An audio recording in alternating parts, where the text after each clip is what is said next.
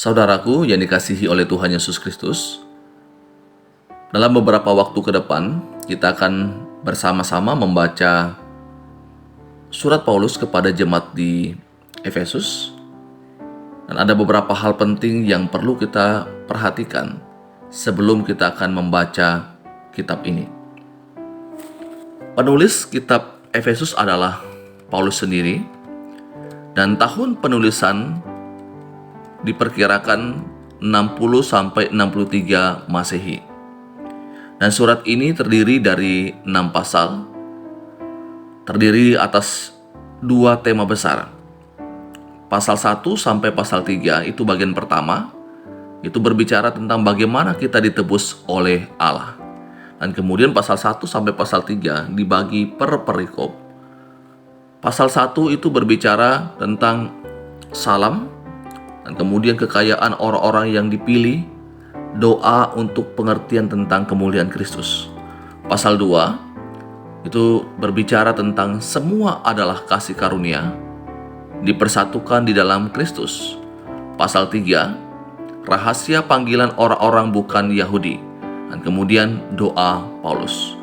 Pada bagian yang kedua, pasal 4 sampai pasal 6, itu berbicara tentang bagaimana kita harus hidup sebagai orang yang telah ditebus oleh Allah. Ini tentang hal-hal praktis, bagaimana menghidupi kebenaran yang Paulus telah sampaikan pada pasal 1 sampai pasal yang ketiga.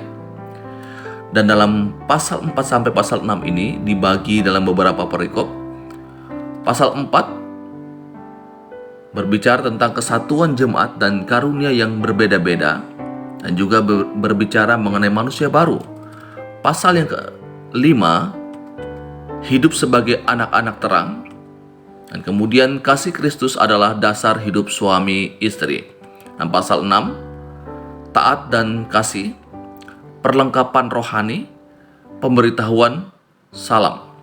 Dan kemudian apa tujuan dari penulisan surat Efesus ini? Tujuannya adalah ketika Paulus menulis surat ini, itu tersirat di dalam Efesus pasal 1 ayat 15 sampai 17. Dengan tekun ia berdoa sambil merindukan agar para pembacanya bertumbuh dalam iman, kasih, hikmat, dan penyataan Bapa yang mulia. Paulus dengan sungguh-sungguh menginginkan agar hidup mereka layak di hadapan Tuhan Yesus Kristus. Dan kemudian latar belakang penulisan surat Paulus ini kepada jemaat yang di Efesus. Surat Efesus ini ditulis oleh Paulus ketika ia sedang berada dalam penjara. Ketika Paulus menulis surat kepada jemaat Efesus, tentu saja dia mempunyai tujuan dan ada hal yang menjadi motivasi dia untuk menulis surat tersebut.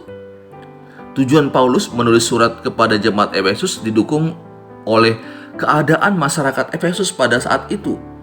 Keadaan masyarakat Efesus pada saat itu adalah masih melakukan penyembahan terhadap dewa Yunani.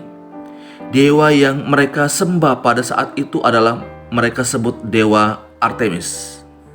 Mereka memahami dengan mempercayai bahwa Dewi Artemis adalah dewa kesuburan.